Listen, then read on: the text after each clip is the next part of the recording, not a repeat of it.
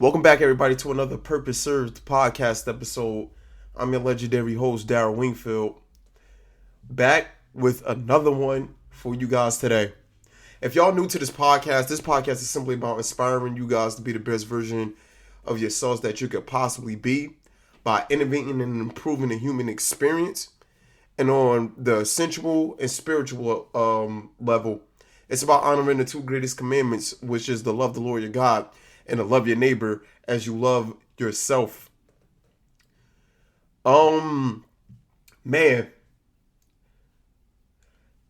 I'm gonna bring you guys something that struck my attention within like the last week or so. This is conversations that I've been having slightly with other people in my life, and I thought to myself, what better audience to bring this to than you guys?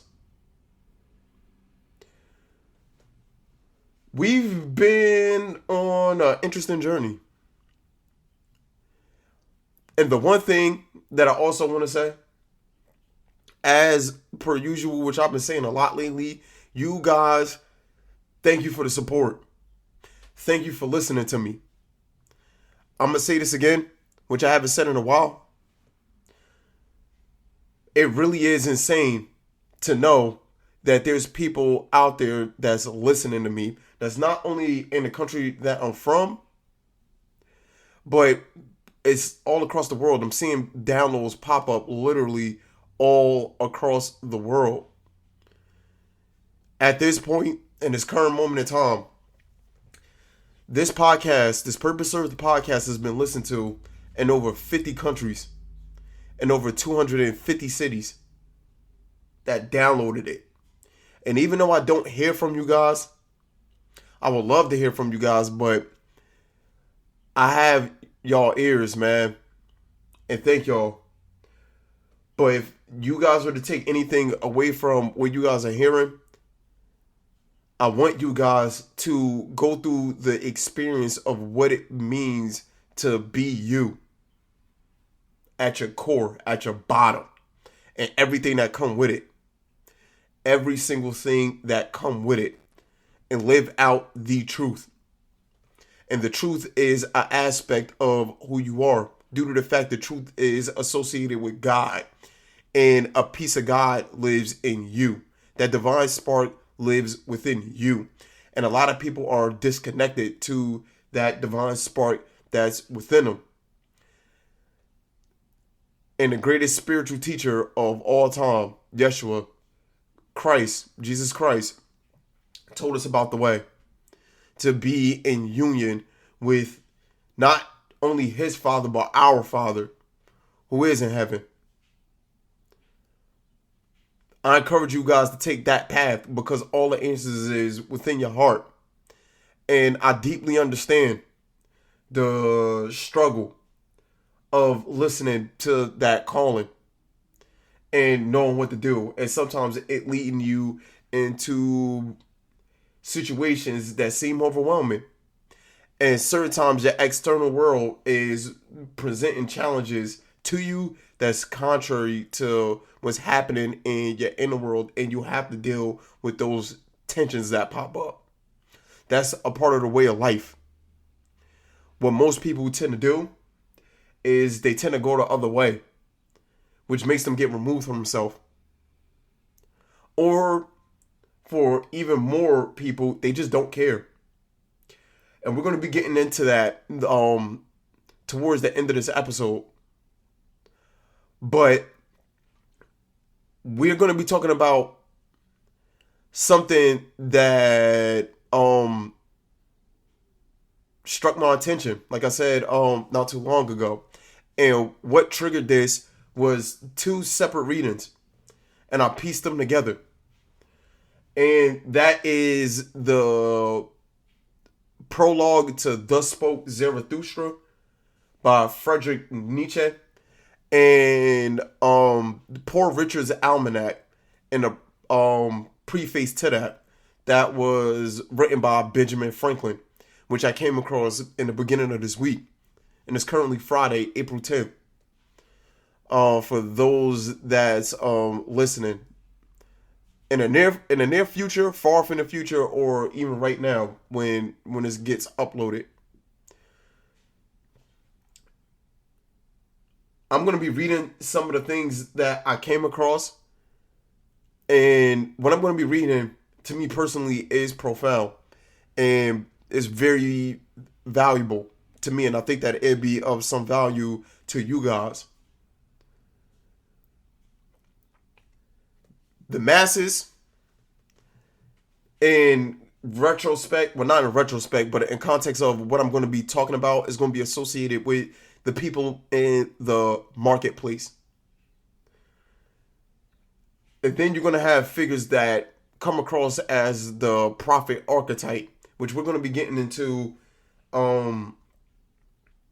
after I break down this reading. And this is me, of course, as I usually do, just piecing this stuff together right before I start recording. So these are things that's in my mind, and I'm free flowing right now.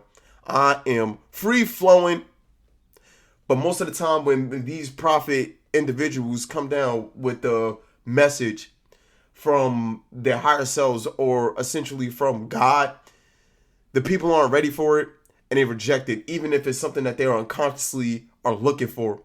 And we're going to get two different types of versions of the marketplace with Poor Richard's Almanack by Benjamin Franklin.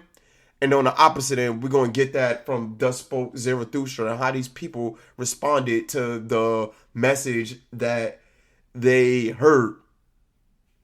So, the beginning of Thus Spoke Zarathustra, we get introduced to Zarathustra. He's a 30-year-old man, and he's living in solitude in the mountains, in nature, secluded from people.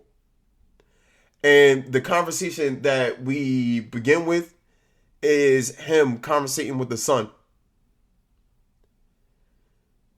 And essentially speaking, it's like he's conversating with wisdom and enlightenment. And he feels the need to go down to the people and talk about the overgoing way of how to bridge the gap between themselves and their highest potential, which would represent the highest potential for humanity as a whole, a thing that we constantly talk about on here.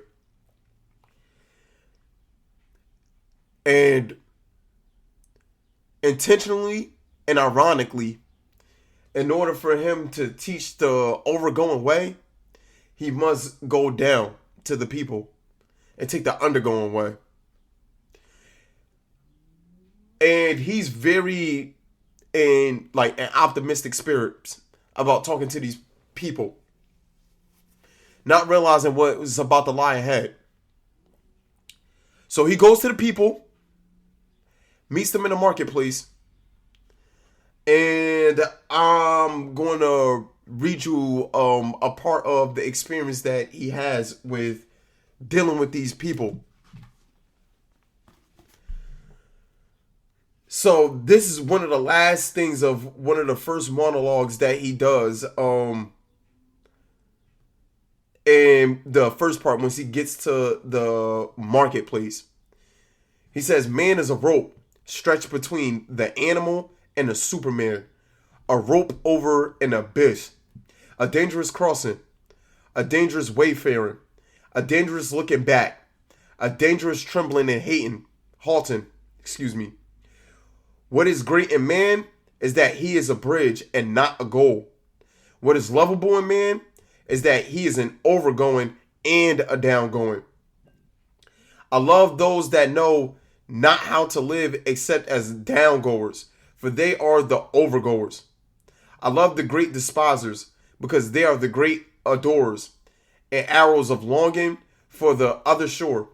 I love those who do not first seek a reason beyond the stars for going down and being sacrifices, but sacrifice themselves to the earth, and that the earth of the Superman may hereafter arrive.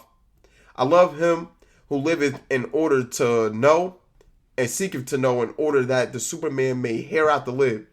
Thus seeketh he his own downgoing.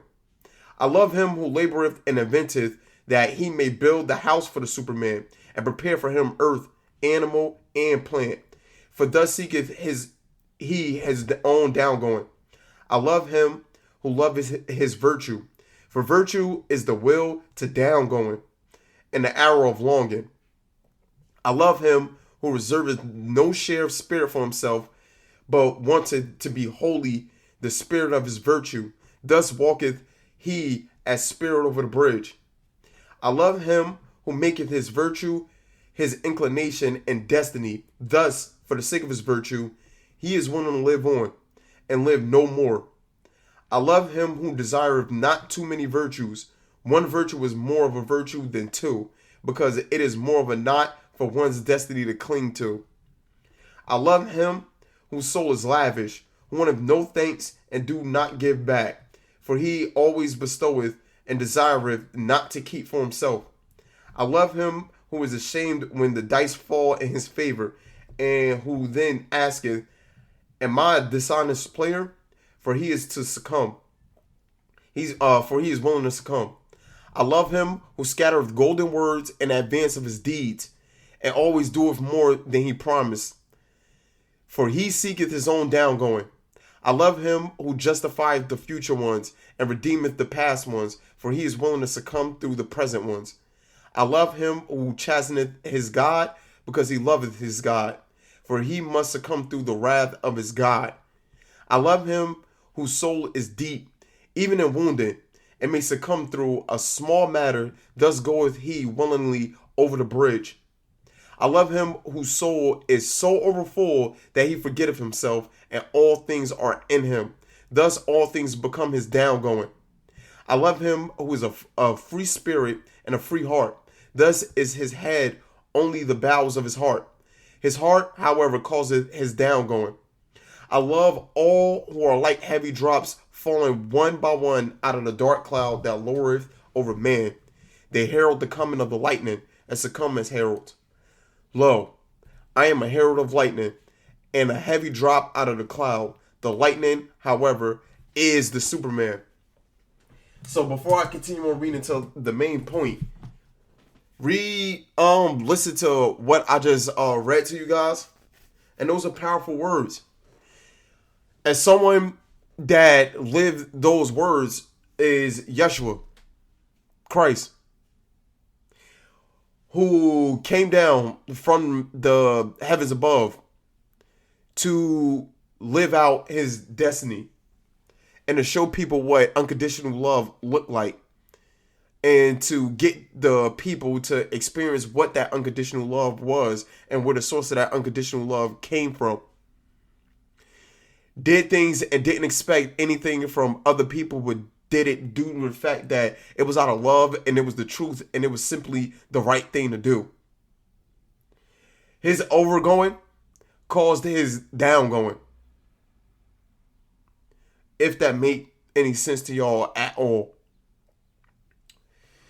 He lived out his virtue. Not virtues, but he lived out his virtue. There are multiple virtues out there, and if you're not living accordingly to your virtue, you ultimately living accordingly to your vices. And this is not necessarily that something that you should be thinking about heavily.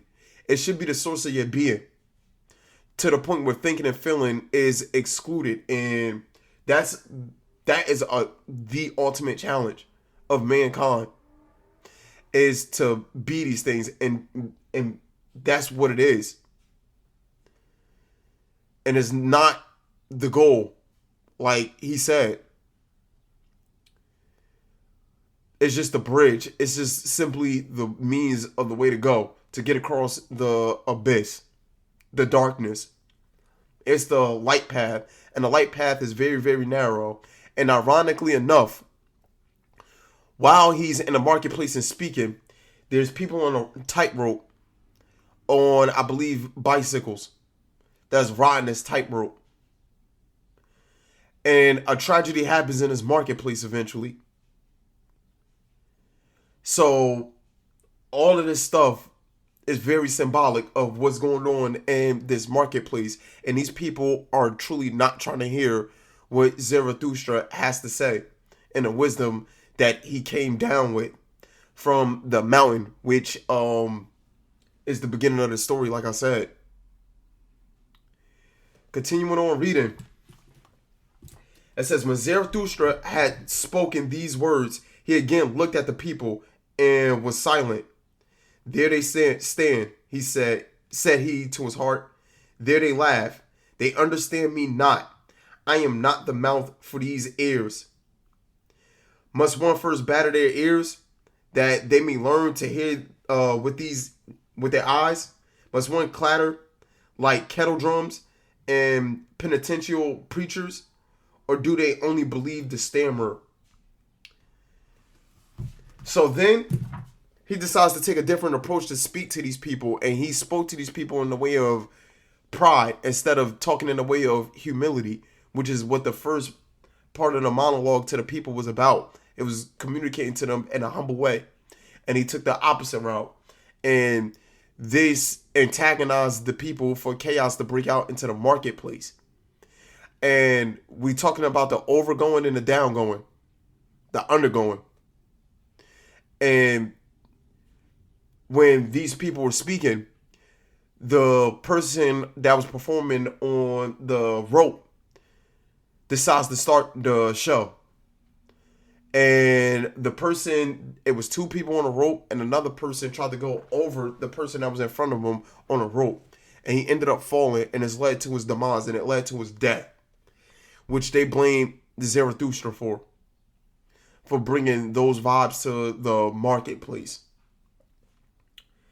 And I found this extremely interesting because there's a theme. And we talked about this theme on here of when the truth gets spoken. How's that treated amongst the masses who have a herd mentality and a herd mindset, who can't necessarily think for themselves? And even if they believe that they're thinking for themselves, they're not necessarily thinking for themselves because they lack the depth within them. A concept from Carl Jung that we talked about in regards to something like this is the spirit of the times and the spirit of the depths. So the spirit of the depths comes through an individual, and oftentimes the spirit of the times come from what the masses are thinking during that time period. And the person that carries the spirit of the depths with them, when they bring that to the spirit of the times, there's a conflict that goes on that makes the spirit of the times uncomfortable. Even though that its time was being brought to them, but the spirit of the times only have trouble with the spirit of the depths is because that the spirit of the depths has eternal truths, and the spirit of the times have temporary truths, and those truths are not going to live long. As for that time period, as for that epoch, or even in a very, very long sense, it's for that ion. It's important to sink into your own depths. And the depths also cannot be like, you can associate with depths with the kingdom of heaven as well. It's really sinking into yourself, and really sinking into your heart space, and really sinking into your mind, but not associate yourself with those two things. Another version of this marketplace incident is something that I told you guys that I came across earlier this week in Poor Richard's Almanack. And this was one of the last additions to this almanac that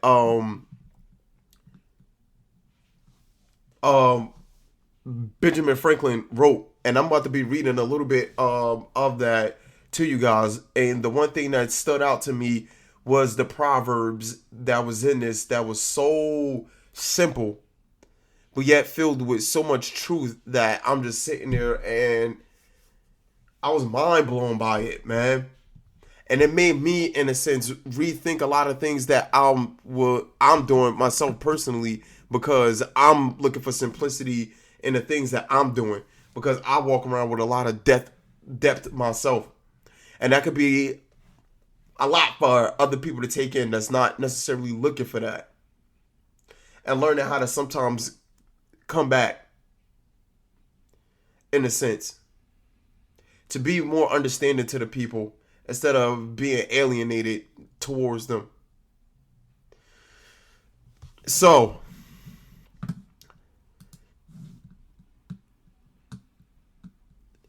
this is what I'm about to read to you guys. I'm gonna start a little bit within it.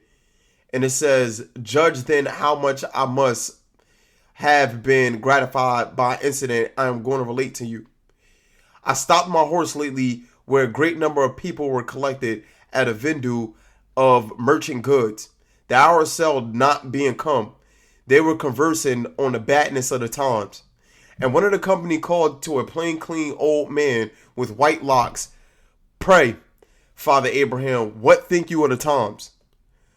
Won't these heavy taxes quite ruin the country? How shall we be ever able to pay them? What would you advise us to?' Father Abraham stood up and replied, 'If you have my advice, I'll give it you in short. For a word to the wise is enough, and many words won't fill a bushel, as poor Richard says.' Then joined in desiring him to speak his mind, and gathering around him, he proceeded as follows. 'Friends,' says he, 'and neighbors, the taxes are indeed very heavy, and if those laid on by the government were the only ones we had to pay, we might more easily discharge them, but we have many others, and much more grievous to some of us. We are taxed twice as much by our idleness, 3 times as much by our pride, and 4 times as much by our folly. And from these taxes the commissioners cannot ease or deliver us by allowing an abatement. However, let us hearken to good advice, and something may be done for us. God helps them that helps themselves, as poor Richard says in his Almanack of 1733. So he begins of telling these people of ultimately how to overcome their troubles of what they're dealing with. And they ask for their advice. And they ask for their advice, going back to it, is about the taxes that's ruining the country. And how would they be able to pay them? And the very first thing that he says that is they're being taxed more from is their idleness. They're being taxed twice as much for their idleness, 3 times as much for their pride, and 4 times as much as their folly. And he breaks this down the more that he keeps going. One of the things that he says in here, but idleness taxes many of us much more. If we reckon all that is spent at absolute sloth or doing of nothing, with that which is spent in idle employment or amusement, that amount to nothing. Sloth, by bringing on diseases, absolutely shortens life. Sloth, like rust, consumes faster than labor wears, while the used key is always bright, as poor Richard says. But doest thou love life, then do not squander time, for that's the stuff life is made of, as poor Richard says. And he gets into the importance of working, how important time is in the day, and how important it is ending your day early and rest and waking up early to get work done efficiently and effectively. And you can have time for leisure, but don't confuse your leisureness with laziness, which a lot of people in this day and age, they are looking for a life of leisure, which is ultimately a life of laziness and comfort. And they don't want to toil, and they don't want to work. And that's the way of the world, and that's the way of the universe. Every natural thing is toiling and working almost constantly. almost constantly. And there is a time for work, but there is a time for rest, and you have to balance that out. You shouldn't be working constantly, because that's also what's fueling the rampant mental health issues in society right now. Is just people are being overworked, and people are also being underpaid. But on the other extreme side of that, you got people that's not working enough at all, and are extremely lazy, and are not willing to get after it. And it's better for you to be diligent in your work than to be idle and lazy about the work that you are doing and moving like a slug.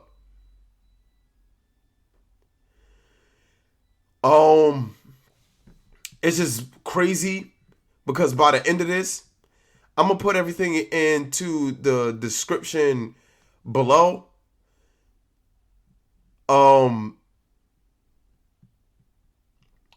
Man, bro, I'm just overlooking all of this. Like, I'm tempted to to read all of this, but I'm not gonna do that. But by the end of this, right, it says, this doctrine, my friends, is reason and wisdom. But after all, do not depend too much upon your own industry and frugality and prudence, though excellent things, for they may all be blasted without the blessing of heaven. And therefore ask that blessing humbly, and be not uncharitable to those that at present seem to want it, but comfort and help them. Remember, Job suffered and was afterwards prosperous. He talking about Job in the Bible, in the Old Testament, one of the oldest stories in the Bible. Even though it's not the first, it is historically one of the oldest stories in the Bible. And he says, and now to conclude, experience keeps a dear school, but fools will learn in no other. And scarce in that, for it is true, we may give advice, but we cannot give conduct, as poor Richard says. However, remember this, they that won't be counseled can't be helped, as poor Richard says. And farther, that if you will not hear reason, she'll surely rap your knuckles. Thus the old gentleman ended his harangue. The people heard it and approved the doctrine, and immediately practiced the contrary. Says as if it had been a common sermon.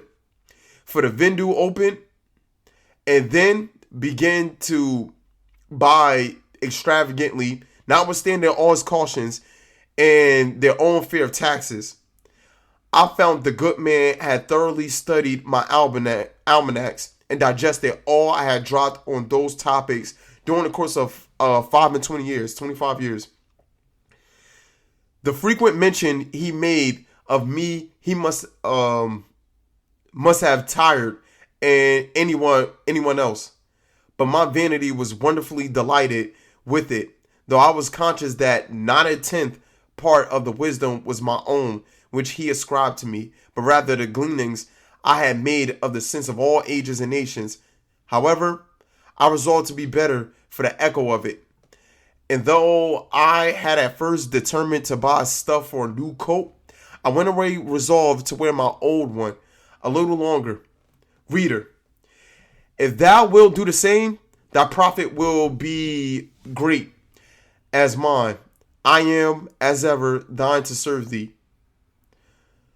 And that's how the preface ends for this almanac, for the last edition for Poor Richard's Almanac. And it's something, like I said, when people come with these messages, and especially to people that are in dire need of them, how they treat them. As soon as the marketplace opened up, they did not heed to the words that were said. They said that pretty much in a nutshell, this is cool, whatever. And they went back to doing the things that led them into the trouble in the first place. And that is so true of what is going on now. So this means that this issue is a timeless one.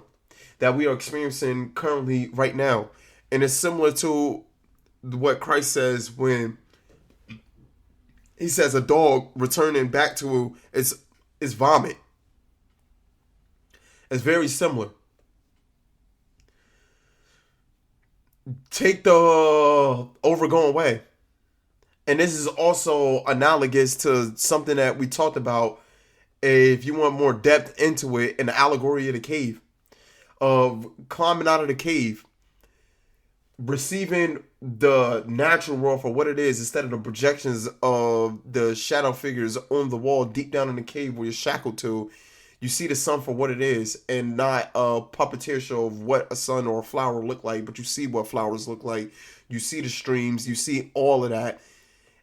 And your eyes have to adjust to that blindness of being in darkness to the light. And you, once your eyes adjust, going back to the people and giving them what you experienced, knowing where they came from, right? But the people that's in the cave and the masses in the herd, once you go and take the down going way after overgoing, this truth is not going to be well received by most. And the beautiful thing by the end of that story with the speech of Abraham is that there was one person who took the Abraham's advice and really listened to it, and he could tell that he was pondering the words for a long time and not just this one sentence. That one person mattered. And this platform and this Purpose Served podcast is proof of that for me as well. Speaking to you guys, if you guys made it to the end of this is why I'm very, very appreciative of it. And this is why I'm passionate about it. Even though me, myself, personally, I'm fighting an uphill battle myself with all of this. And it could get lonely sometimes. It really can.